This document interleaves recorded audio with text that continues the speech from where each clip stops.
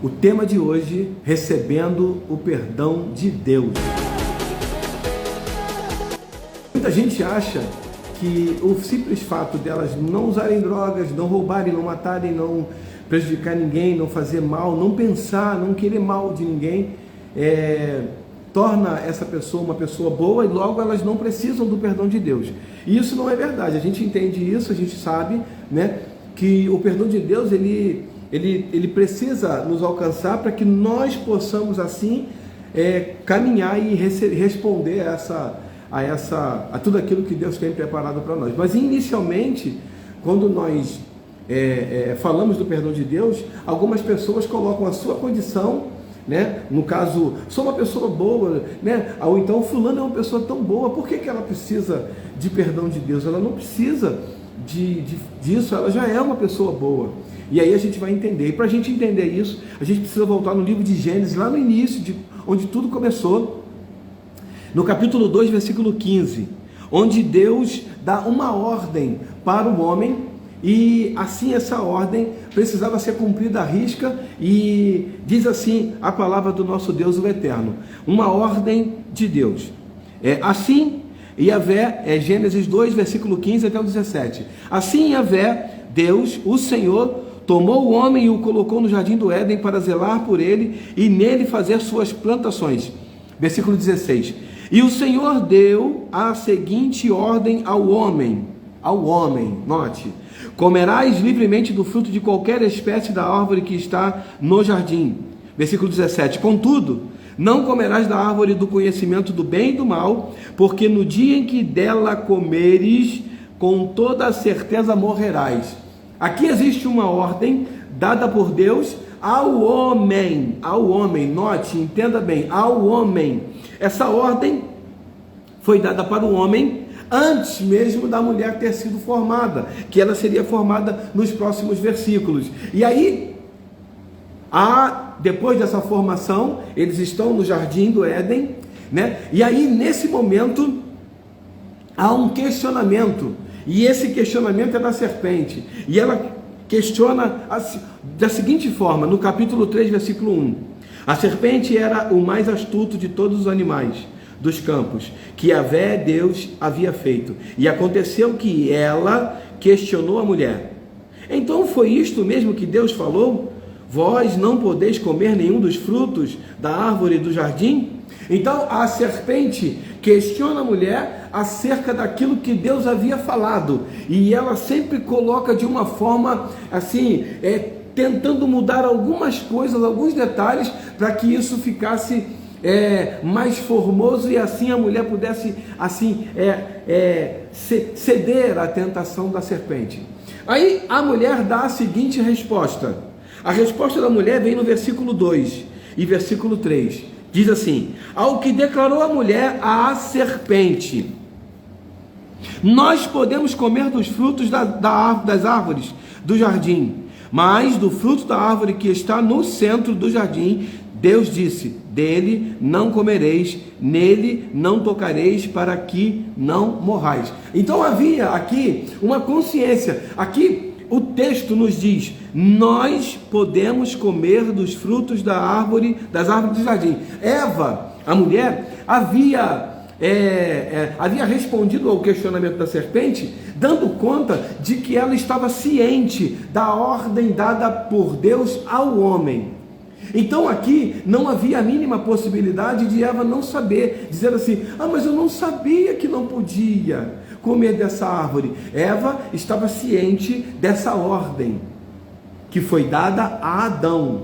A responsabilidade, volto a dizer, era de Adão. Então Eva responde: nós podemos comer de tudo, apenas daquela árvore que Deus disse para nós não comermos. Então ali fica claro vamos dizer assim, essa ciência. Eva sabia de sua responsabilidade em obedecer a essa ordem dada por Deus ao homem ali atrás. Aí, agora a decisão da mulher, porque se Eva tinha ciência de que ela não podia comer, ambos não podiam comer, então agora ela pode decidir fazer ou não fazer. E aqui no versículo 6 Diz assim: quando a mulher observou que a árvore realmente parecia agradável ao paladar, muito atraente aos olhos e, além de tudo, desejável para dela se obter sagacidade, tomou do seu fruto, comeu-o e deu a seu marido que estava em sua companhia, e ele igualmente comeu. Note que até Eva comer, não aconteceu absolutamente nada, porque a responsabilidade, volto a dizer, era de Adão, do homem. E aqui, Eva decide comer e ela também oferece a Adão. Ela oferece de forma voluntária. Não havia aqui nenhuma obrigatoriedade. A serpente não estava obrigando Eva a comer e em seguida oferecer a Adão. A serpente apenas sugeriu que ela comesse, dando algumas informações que não estavam no texto que Deus, quando Deus deu a ordem.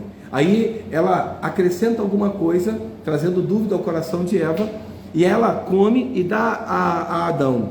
Agora, depois deles comerem, olha o que acontece. Então, os olhos dos dois se abriram. Note que até o momento em que Eva come do fruto, nada acontece. Quando ela entrega para Adão e ele come desse fruto, a partir de então começa todo aquele processo, começa tudo que você já conhece a acontecer. Os olhos deles são abertos, eles ficam envergonhados porque estavam nus, olharam para os seus corpos, estavam nus, e eles começam agora aquilo que nós chamamos que é a tentativa de corrigir, de consertar o pecado.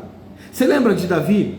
Davi, quando ele comete o adultério contra Deus e contra Urias, né? Ele adulterou, ficando com Betseba, e ele toma essa mulher e ele deita-se com ela. Nesse momento, vem na memória de Davi uma tentativa humana de corrigir o pecado.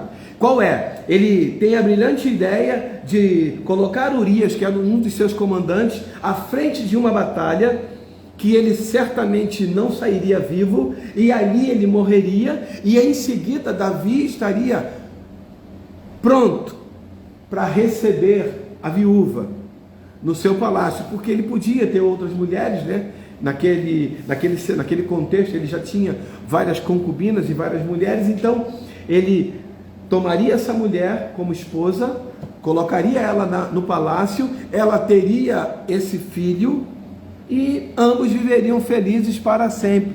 Era o plano de Davi, era o que Davi pensou que poderia fazer e que daria certo, só que não deu, porque é uma tentativa humana de corrigir aquilo que o homem fez, que é o pecado. E nesse momento, o homem aqui nesse contexto do jardim, eles tentam resolver o pecado.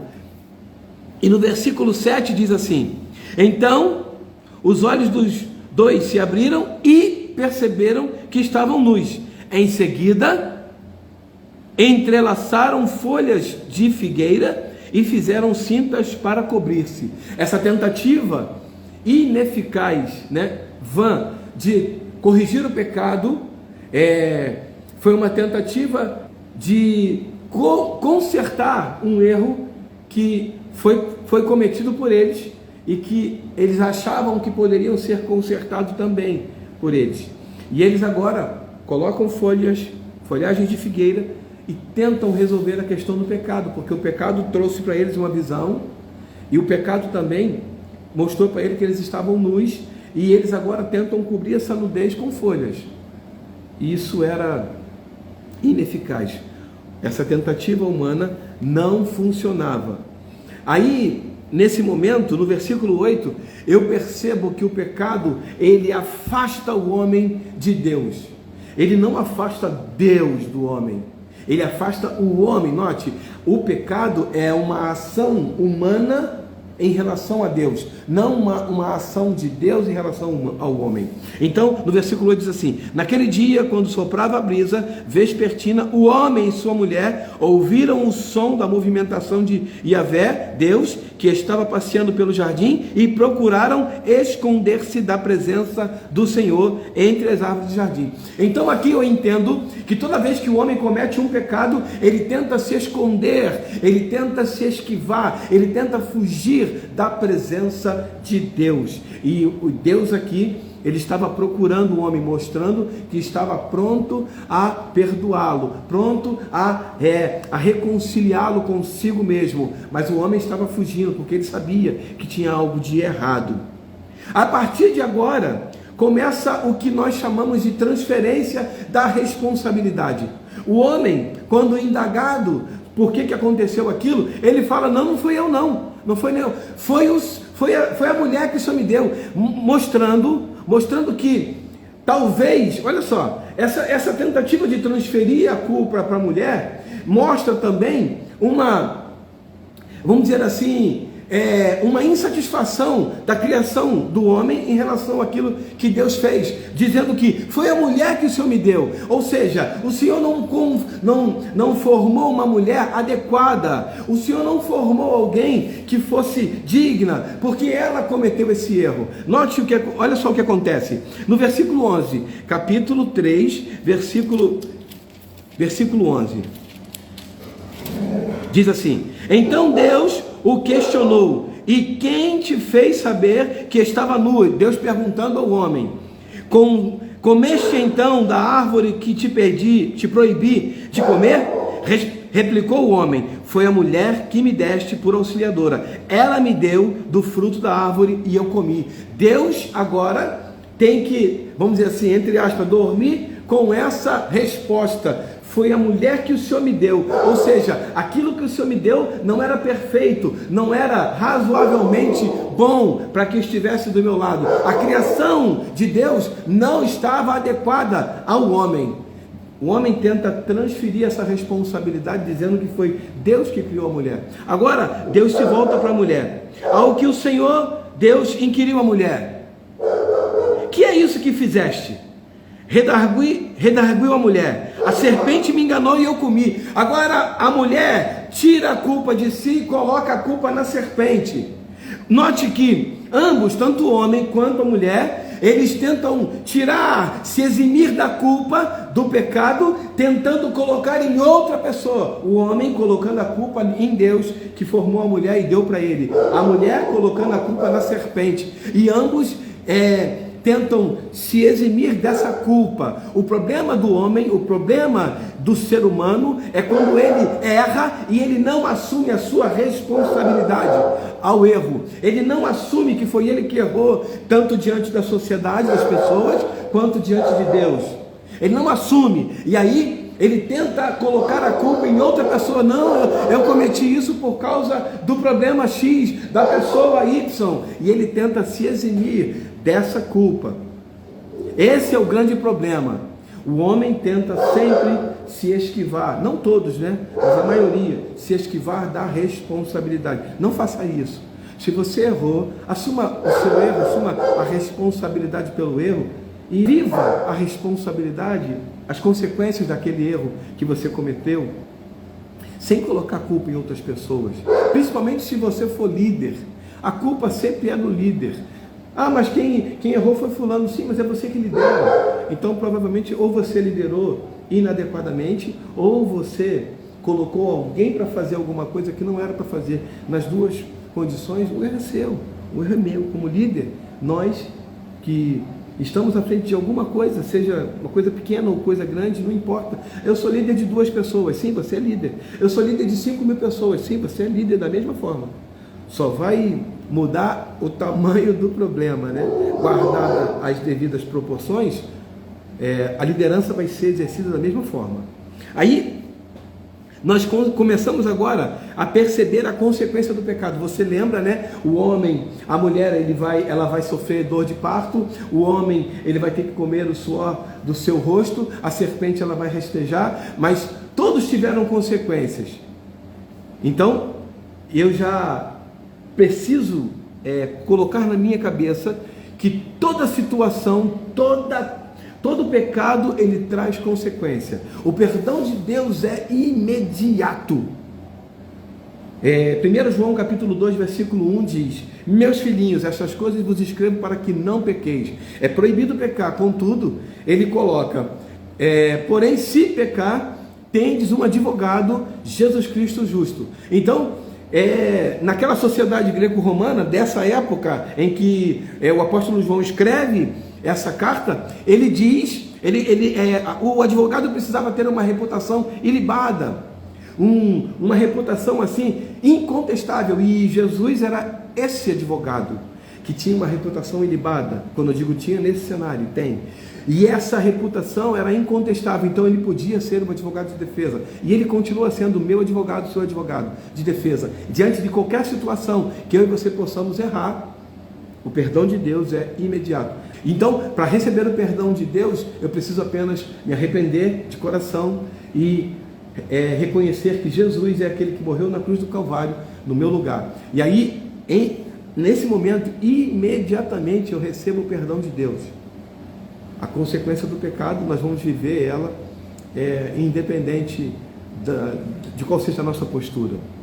E aí, agora, existe, depois da tentativa do homem em resolver o pecado, agora existe a tentativa definitiva e eficaz de Deus, né? Que é a solução divina para a questão do pecado. No versículo 21 diz assim: fez Yahvé, Deus, túnicas de pele, e com elas vestiu Adão e Eva, sua mulher. Então, Deus aqui, ele pega animais, mata esses animais ou esse animal, e ele pega a pele desses animais ou desse animal e veste Adão e Eva. Aqui a teologia chama isso de tipificação, tipologia de Cristo, apontando para o sacrifício de Jesus na cruz do Calvário.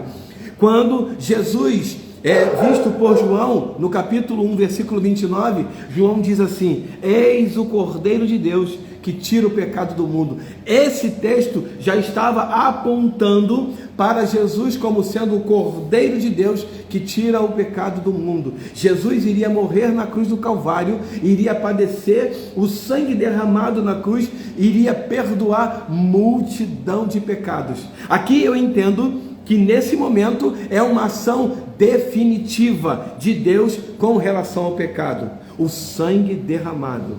Ele mostra que esse sangue precisaria ser derramado para que eu e você e toda a população da face da terra, seja em que época for, recebesse o perdão de Deus através de Cristo Jesus. Amém? Agora, feito tudo isso, nós conseguimos entender a questão de por quê. Porque eu e você precisamos de Jesus, precisamos reconhecê-lo como nosso Senhor e Salvador. Porque a partir do pecado, que a teologia chama de pecado original, todas as pessoas, inclusive eu e você, fomos reconhecidos como pecadores. Então a nossa condição, por causa do pecado original lá atrás, era uma condição de uma semente pecaminosa que estava dentro do nosso coração, e a partir de então, nós sozinhos, por mais assim corretos que fôssemos, nós precisaríamos de Jesus, porque diz a Bíblia no livro de Romanos capítulo 3, versículo 23, porque todos pecaram e destituídos estão da glória de Deus, separados. Também o livro de Romanos capítulo 5, versículo 12, diz assim: concluímos da mesma forma como o pecado ingressou no mundo por meio de um homem, Adão, e pelo pecado a morte, assim também a morte foi legada a todos os seres humanos, porquanto todos pecaram. Então, independentemente da minha vida, da vida que eu levo, a condição do homem é de pecador. pecado original nos alcançou hereditariamente e hoje, sem Jesus, nós não conseguimos alcançar esse perdão, o perdão conquistado na cruz do Calvário, por Deus através do sacrifício de seu único Filho. Então, eu preciso entender que a condição do homem era má continuamente. A condição do homem em relação ao pecado original era de pecador. Hoje, se eu não reconhecesse a Jesus como meu Senhor e Salvador, eu jamais receberia o perdão de Deus, eu jamais teria acesso ao céu, à vida eterna. Sabe por quê? Efésios capítulo 2 diz assim, Ele vos concedeu a vida, estando vós mortos nas vossas transgressões e pecados. Versículo 2, nos quais andastes no passado, conforme o curso deste sistema mundial, de acordo com o príncipe do poder do ar, o espírito que agora está atuando nos que vivem na desobediência. Versículo 3, anteriormente, todos nós também caminhávamos entre eles, buscando satisfazer as vontades da carne, seguindo os seus desejos e pensamentos, e éramos por natureza destinados à ira. No entanto, Deus, que é rico em misericórdia, por meio do grande amor com que nos amou, deu-nos vida com Cristo, estando nós ainda mortos nos nossos pecados. Portanto, pela graça sois salvos. Versículo 6. Deus nos ressuscitou com Cristo e com Ele nos entronizou nos lugares celestiais em Cristo Jesus, para revelar nas eras vindouras a suprema riqueza da sua graça, por intermédio da sua bondade, para conosco em Cristo Jesus. Olha o versículo 8. Porquanto pela graça sois salvos, por meio da fé, e isto não vem de vós, é dom de Deus. Então, através de Jesus, Deus nos alcançou, nos dando vida e vida eterna. Ele perdoou os nossos pecados, Ele restaurou a nossa vida, Ele nos resgatou do império das trevas e nos transportou para o reino do Filho do seu amor. Agora, eu e você temos acesso a essa salvação, porque um dia Ele decidiu nos amar. Olha só o que está escrito no livro de João, capítulo 3, versículo 16 e 17. Esse texto, ele é claro e absoluto, deixando para nós um exemplo do maior, assim, na maior manifestação de amor que nós poderíamos receber de alguém, e recebemos isso do Senhor. Olha só o que está escrito: porque Deus amou o mundo, é João capítulo 3, versículo 16. Porque Deus amou o mundo de tal maneira que deu seu Filho unigênito, para que todo aquele que nele crê não pereça, mas tenha vida eterna. Versículo 17. Porquanto Deus enviou o seu Filho ao mundo, não para condenar o mundo, mas para que o mundo fosse salvo por ele, por meio dele. Então, aqui há a soberania de Deus e a responsabilidade do homem. Deus amou o mundo e enviou o seu Filho para morrer na cruz do Calvário. E todo aquele que nele crê, então, soberania de Deus, Deus enviou e amou, responsabilidade do homem. Todo aquele que nele crê não pereça, mas tenha vida eterna. Então, a partir de agora, sabendo disso, eu não vou me considerar uma pessoa boa, por melhor que eu seja, porque eu carrego dentro de mim uma semente pecaminosa, uma semente deixada por Adão, desde o Éden, passando de geração em geração, alcançando a mim e alcançando a você. Eu e você precisamos de reconhecer a Jesus como Senhor e Salvador da nossa vida, da nossa alma, para que possamos receber o perdão de Deus e assim viver a vida eterna com Ele. Por melhor que você seja, ainda que você não tenha cometido crime algum, ainda que você não tenha cometido prejuízo a nenhuma das pessoas que convivem com você, você precisa de Jesus. Você precisa de Jesus, porque é através do sangue de Jesus que nós recebemos o perdão de Deus para viver a vida eterna. Amém? Deus abençoe a tua vida. Se você já fez isso, caminhe com Ele. e permaneça na presença dele, fazendo aquilo que está escrito no livro de Mateus, capítulo 24, versículo 13. Mateus 24, versículo 13. Mas aquele que perseverar até o fim será salvo. Persevere na caminhada cristã. Por mais difícil que seja, não pare no meio do caminho. Você recebeu o perdão de Deus através de Jesus. A sua função agora é perseverar até o fim. Amém? Deus abençoe a tua vida. E se você conhece alguém que está vivendo nessa situação, apresente Jesus a essa pessoa. Mostre que, mesmo ela sendo uma pessoa boa, ela precisa de Jesus para receber o perdão de Deus e viver a vida eterna com Ele. Amém? Deus abençoe a tua vida.